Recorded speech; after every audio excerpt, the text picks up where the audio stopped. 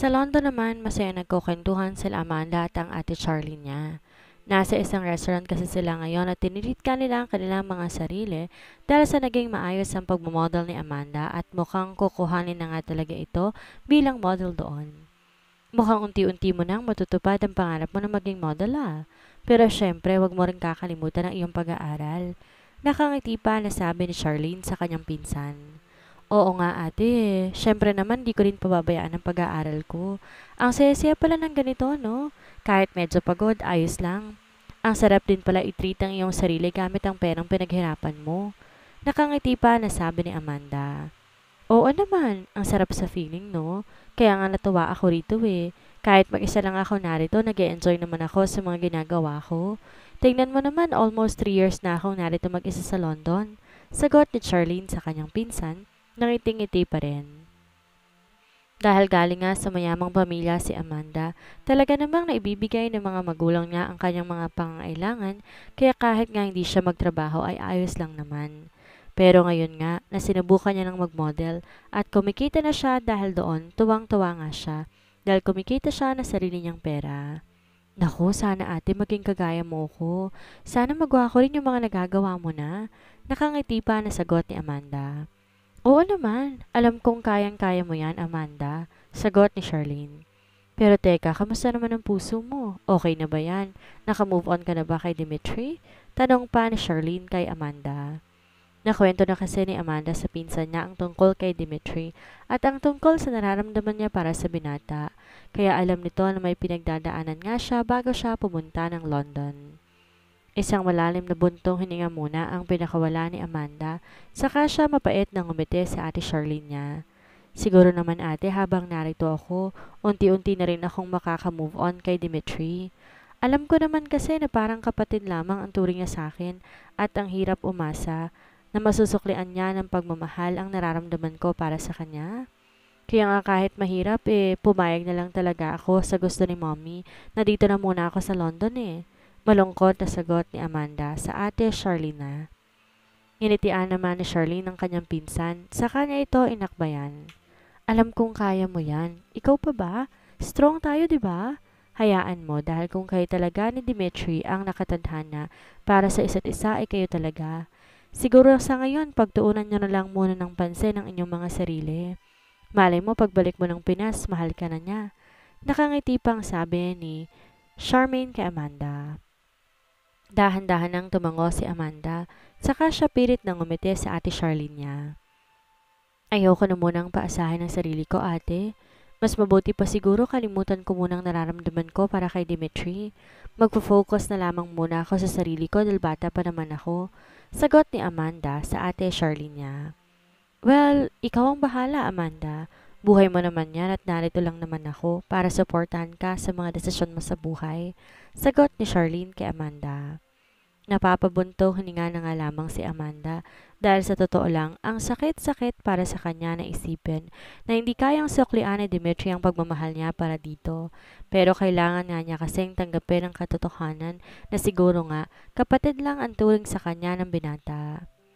Pinagpatuloy naman na muna nila ang kanilang pagkain at matapos nga nilang kumain ay namili naman na sila ng mga ilang mga kakailanganin nilang damit at nag-grocery na rin sila ng mga kailangan nila sa kanilang bahay. Makalipas ang 5 taon, mabilis na lumipas sa mga araw, linggo, buwan at taon. Ngayon nga ay 5 taon nang namamalagi si Amanda sa London. Naging masaya naman ang buhay niya sa loob ng 5 taon na yon at in-enjoy niya na lamang talaga ang buhay niya sa London.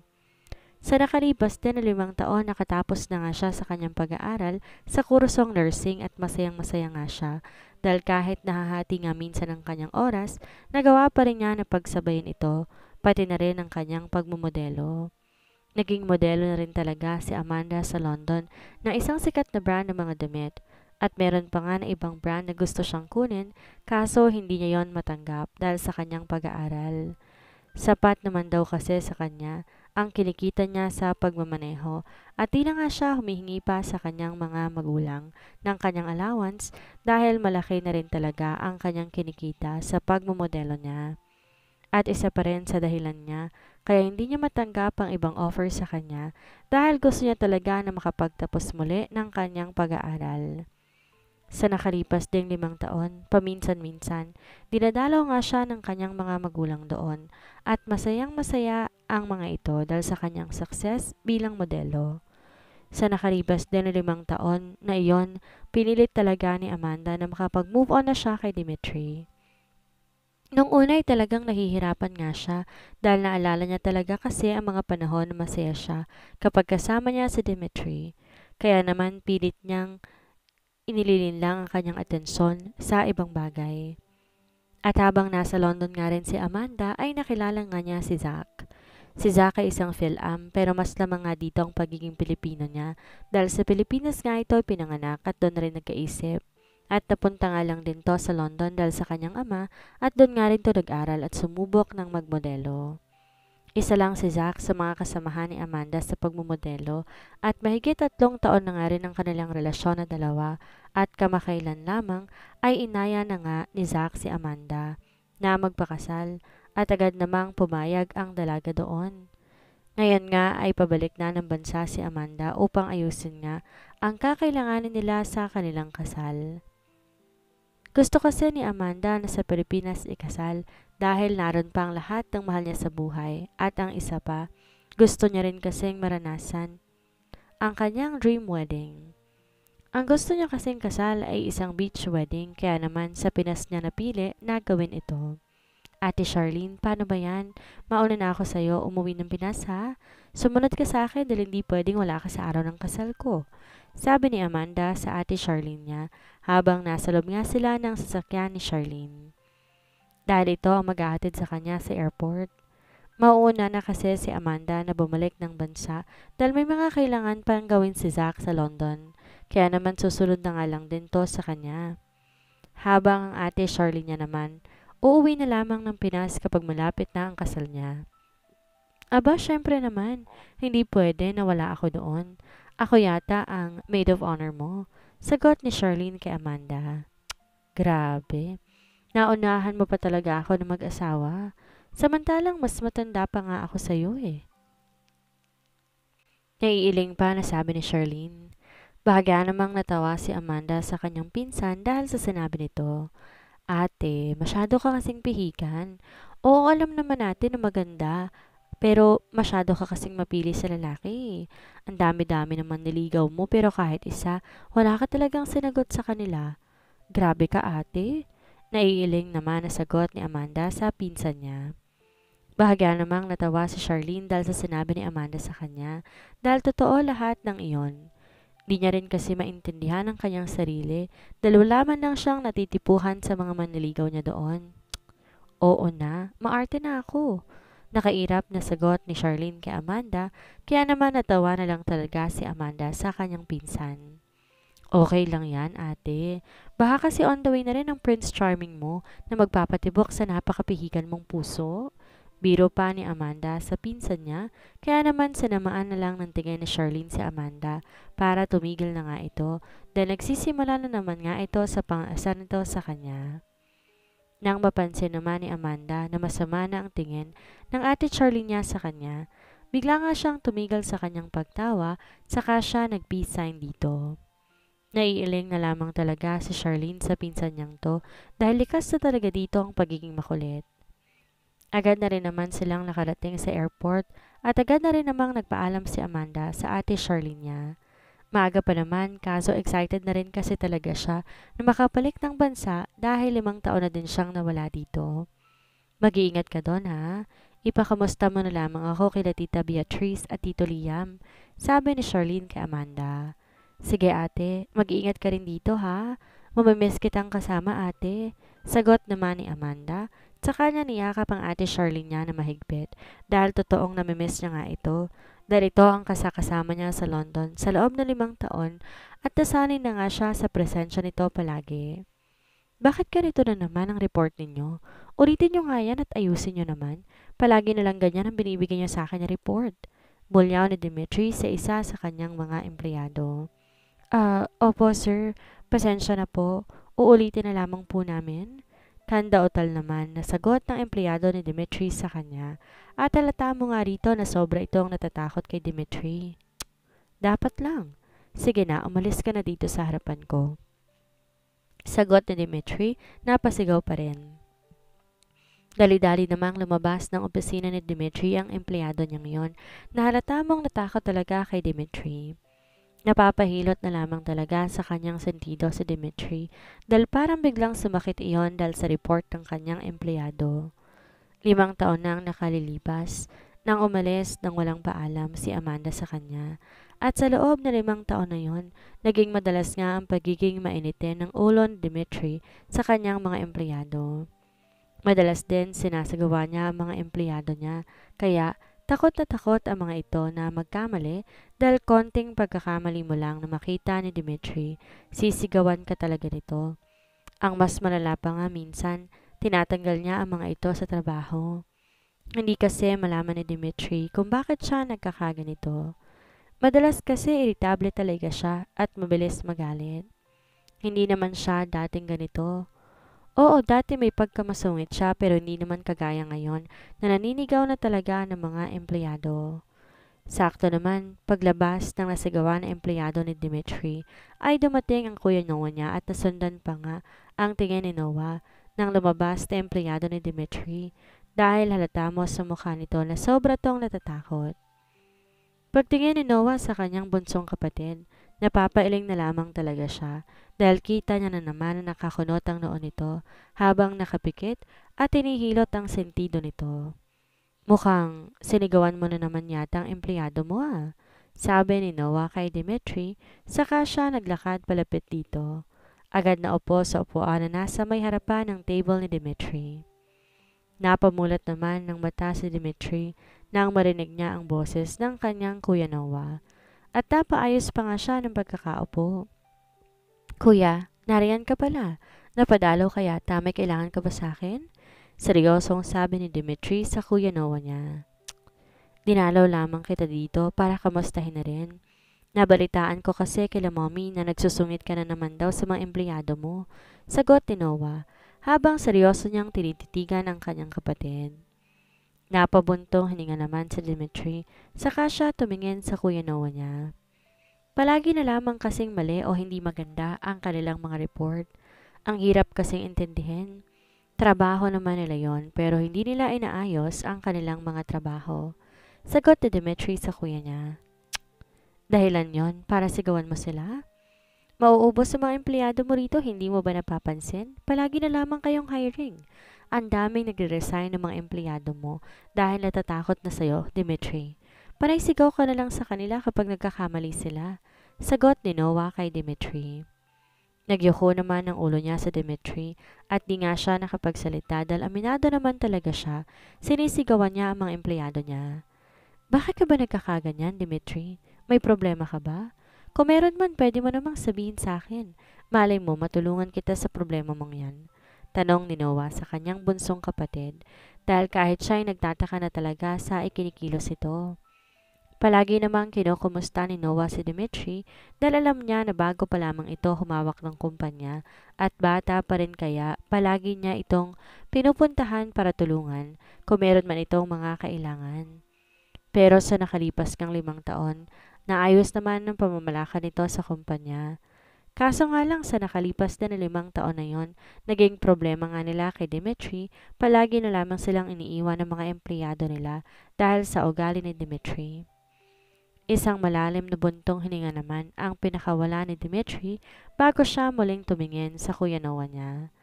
Wala naman akong problema, kuya. Sadyang ayaw ko lamang magkaroon ng kahit konting pagkakamali at gusto ko lahat ay nasa ayos. Mahinang sagot ni Dimitri sa kanyang kuya Noah.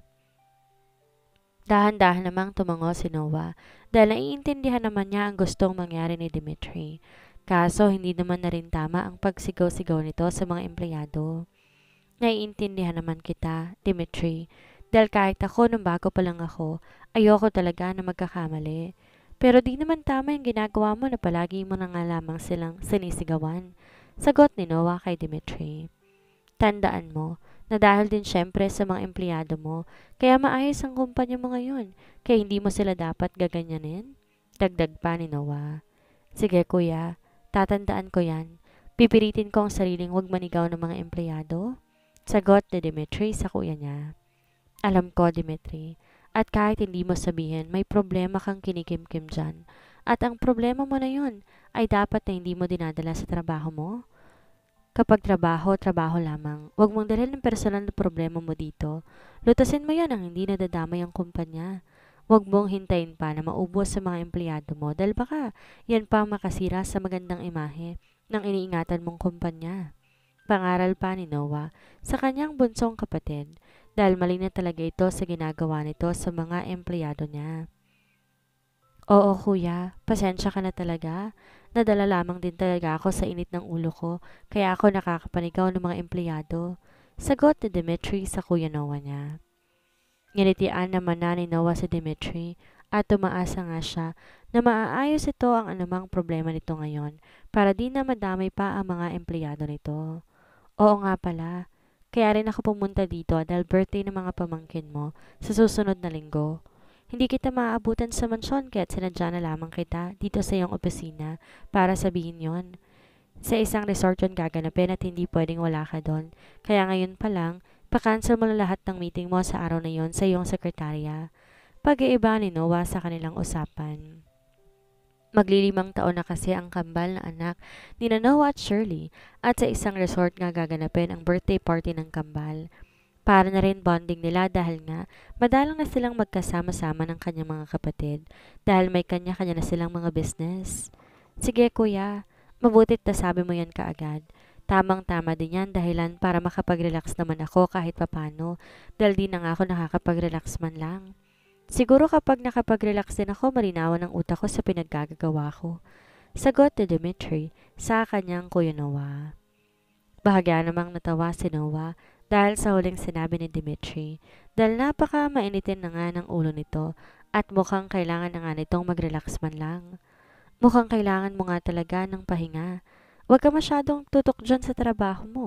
I-relax mo paminsan-minsan ang katawan mo dahil kailangan mo rin ng pahinga. Sige ka, ikaw rin. Baka di ka na makapag-asawa niyan. Tatawa-tawa pa na sabi ni Noah. Si kuya talaga. Naiiling pa na sagot ni Dimitri. Hindi ako nagbibiro, Dimitri. Ilang taon ka na at wala ka nang pang napapakilala sa amin na nobya mo? Mukhang mas malala ka pa sa akin na. At least ako, nung nahanap ko, sinunggaban ko na talaga at hindi ko na pinakawalan pa. Sagot ni Noah. Ikaw ba, may napupusuan ka na bang babae? Tanong pa nito kay Dimitri. Bigla namang natigilan si Dimitri dahil sa tanong ng kuya Noah niya dahil muli na naman niyang naalala si Amanda. Hanggang ngayon kasi, hindi pa rin siya tinatawagan ito at wala rin siyang balita dito dahil nahihiya din naman siyang magtanong sa Tita Beatrice niya ng tungkol kay Amanda. Di rin kasi niya tinawagan ng dalaga dahil nga ang isip niya baka galito sa kanya at di siya nito tinatawagan. Oh, bakit nananahimik ka na dyan? Huwag mong sabihing may napupusuan ka na at di mo lang sinasabi sa amin. Nakataas pa ang kilay na tanong ni Noah sa kanyang kapatid. Bigla namang napabalik sa wisyo niya sa Dimitri, saka napabuntong hininga. Wala ito, kuya. Naalala ko lamang si Amanda. Mahinang sagot ni Dimitri sa kuya Noah niya. Bigla namang humalakak ng tawa si Noah dahil sa sinabi ni Dimitri, kaya naman nagtataka ang tingin ni Dimitri sa kuya niya. Ano nakakatawa, kuya? Tatawa-tawa pa na sagot ni Noah. Ikaw ang nakakatawa. Diba sinabihan na nga kita noon tungkol kay Amanda? Hindi ka kasi nakikinig eh. Alam mo, Dimitri, sa tingin ko, mahal mo naman na talaga noon pa si Amanda. Hindi mo lang talaga yon pagtutuunan ng pansin at binaliwala mo pa si Amanda. Dagdag pa ni Noah. Di naman nakapagsalita si Dimitri dahil sa pool na naman siya sa kuya Noah niya. Bakit kasi ayaw mong magtanong kay Tita Beatrice kung kumusta na si Amanda? Kakamustahin mo lang naman yung tao eh, sabi pa ni Noah. Sige, kuya, sasubukan kong magtanong kay Tita Beatrice. Pero kasi iniisip ko, hindi kaya may sama ng loob sa akin si Amanda dahil hindi man lang siya nagpaalam sa akin bago siya umalis noon? Sagot ni Dimitri sa kuya niya. Malamang may sama yun ng loob sa'yo Ang bait-bait ni Amanda sa'yo at wala siya ibang pinapakita sa'yo kundi kabutihan niya. Siya pa nga mismo ang umamin sa tunay niyang nararamdaman para sa'yo. Kaso ikaw tong si tanga na binaliwala lang siya. Daldal pa ni Noah kay Dimitri. Di naman na nagsalita pa si Dimitri dahil tinamaan na naman talaga siya sa mga sinasabi ng kuya niya dahil totoo naman ang lahat ng iyon. Nang hindi naman na nagsalita pa si Dimitri, tumayo naman na si Noah at sa kanya pinagpag gamit ang kanyang kamay ang kanyang suot na coat. Pero bago siya tuluyang humakbang paalis, seryoso niyang tinitigan si Dimitri. Nasa sayo yan, Dimitri. Kung hahayaan mong mawala sayo ng tuluyan si Amanda. Babae si Amanda at napapagod din yan ipakita kung gaano kanya kamahal. Kaya mag-isip-isip ka na ngayon pa lang. Dahil ilang taon na nakakalipas, hindi mo man lang siya kinamusta. Sana lang talaga hindi pa huli ang lahat para sa inyo? Sabi pa ni Noah. Tsaka siya dire-diretso ng lumabas ng opisina ni Dimitri. Nang tuluyan na ngang makalabas si Noah sa opisina ni Dimitri, naiwan naman na nasa malalim na pag-iisip si Dimitri dahil sa mga sinabi ng kuya Noah niya. Bigla kasi siyang napaisip ng paano nga kung makahanap na ng iba si Dimitri, si Amanda doon. Sa isipin na iyon, isang malalim na buntong hininga naman ang pinakawala ni Dimitri. Sa kanya pinikit ng mariin ang kanyang mga mata. Ilang oras din ang tinagal ng biyahe ni Amanda pabalik ng Pinas. At sa buong oras yatang yon wala nang ginawa si Amanda kundi matulog na lamang sa biyahe. Subsob din kasi siya sa trabaho sa London. Bukod kasi sa pagmamodel nga niya, duty rin siya bilang nurse sa isang ospital doon. Kaya halos wala rin siyang pahinga minsan. Kaya ngayon, bumawi talaga siya ng tulog at sinulit niyang mahabang biyahe na yon at talaga namang natulog na lamang siya ng natulog. Pagkalapag ng eroplanong sinasakyan ni Amanda, nakatanaw pa nga siya sa bintana kung saan siya malapit na nakapwesto at napapangiti na lamang talaga siya dahil sa wakas. Makalipas ang 5 taon, ay bumalik na nga siya sa lupang sinilangan niya. Pagkababa ng eroplano, agad na nga niyang inasikaso ang mga dapat niyang asikasuhin. Kinuha na rin niya ang mga bagahe niya. Pagkatapos nun, malawak ang ngiti sa kanyang labi na lumabas ng airport. At ramdam na ramdam nga niya na mainit na klima at masasabi nga talaga niya na nasa Pinas na nga siya. Agad namang iginala ni Amanda ang kanyang paningin. Dahil nga susunduin siya ng kanyang mga magulang at nakita niya ang mga to na naglalakad na papalapit sa kanya habang may ngiti rin sa labi ng mga ito. Mom! Dad! Tawag ni Amanda sa kanyang mga magulang at agad na nga niyang sinilubong ng yakap ang mga ito. I miss you, anak, sabi ni Beatrice kay Amanda habang nakayakap nga rin siya dito. Na-miss ko rin po kayo, sagot ni Amanda sa kanyang ina, tsaka siya bumitaw sa pagkakayakap niya rito. Ate, na-miss kita, sabi naman ni Amanda sa kanyang nakababatang kapatid at di na talaga mawala ang ngiti sa kanyang labi dahil na-miss niya talaga ang pamilya dito sa Pilipinas. Halos mag-iisang taon nang nakakalipas nang huling bisitahin si Amanda ng kanyang mga magulang sa London dahil abala ang mga to sa kanilang kumpanya. Habang ang kanyang kapatid naman na si Felicity ay nag-aaral, kaya madalang lang talaga to kung pumunta sa kanya doon. Pero madalas naman silang magka-video call na magkakapatid. Talagang di pa sumama ang ate Charlene mo? Tanong ni Beatrice kay Amanda. Nako, Mommy, busy po si ate Charlene kaya hindi siya sumama ngayon sa akin. Pero nangako po siya na kapag malapit ng kasal namin ni Zach, uuwi po siya ng Pinas. Sagot ni Amanda sa kanyang ina. Nagkatingin na naman ng mag-asawang Beatrice at Liam, tsaka napabuntong hininga sa si Beatrice. Pilit na ngumiti sa kanyang anak. Ang mabuti pa, umuwi na tayo. Dahil alam kong napagod ka sa mahabang biyahe mo. Pag-aaya na ni Beatrice sa kanyang anak. Tara na po, namimiss ko na rin po kasi ang bahay natin. Agad naman ang pagsang-ayon ni Amanda sa kanyang ina. Agad naman silang pumunta sa sasakyan nila Beatrice at magkakahawa kamay pang naglakad ang magkapatid na Amanda at Felicity. Kaya naman, napapangiti na lamang talaga sila Beatrice at Liam dahil doon. Pagkarating nila Amanda sa kanilang bahay, ay nandun sa mansyon ng kanyang mga magulang. Sumalubong agad sa kanya ang banner na may nakasulat na, Welcome home, Amanda. Kaya hindi talaga mawala ang ngiti sa labi niya dahil talagang may paganito pa ang kanyang pamilya sa kanya. Bukod sa banner, nagpahanda rin talaga si Beatrice ng maraming pagkain para kay Amanda sa muling pagbabalik nga nito ng bansa. Wow naman! May ito pa po talaga kayo? Thank you po, Mom and Dad, at syempre, Felicity. Nangiti naman si Amanda sa kanyang mga magulang at kapatid. Pinaluto ko talaga ang ilan sa mga paborito mong pagkain, gaya ng lechong paksiw at marami pang iba, dahil alam ko na mimiss mo ang mga yan. Sabi naman ni Beatrice kay Felicity. Nginitian naman ni Amanda ang kanyang ina, tsaka niya ginala ang kanyang paningin sa kabuuan ng loob ng mansyon. Masasabi niyang namiss na talaga ang mansyon na yon dahil sa tagal niyang nawala doon. Tara na munang kumain. Alam ko na gutom ka na rin, Amanda. Para na rin makapagpahinga ka muna at bukas na lang maglibot sa mansyon dahil alam kong namiss mo to, sabi ni Beatrice. Pinalinis at pinaayos ko na rin ang iyong silid kaya makakapagpahinga ka ng maayos doon, dagdag pa ni Beatrice. Thank you po, Mom. The best ka po talaga.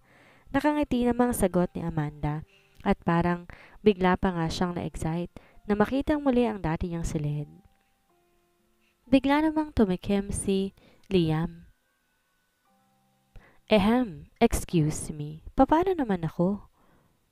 Sabat naman ni Liam sa pag-uusap ng mag-ina. Natawa naman si Amanda at ang kanyang ina dahil sa sinabi ni Liam.